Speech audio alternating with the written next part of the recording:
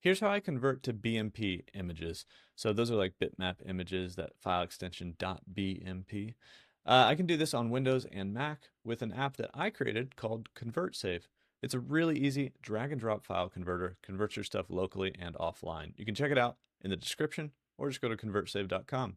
So I've got a bunch of different image files over here, and it doesn't really matter. I can just drag them in. You can drag them in from different folders. You can then select the output and then go down to find BMP, and we can hit convert. It converts all of those and saves them right next to wherever they came from.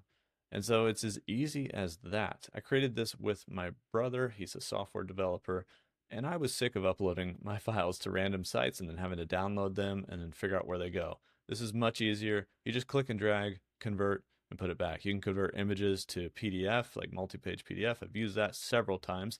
And actually, I use this for audio and video conversions as well. So any kind of media file like that, ConvertSave works for, and we're looking to add a lot more features as time goes on.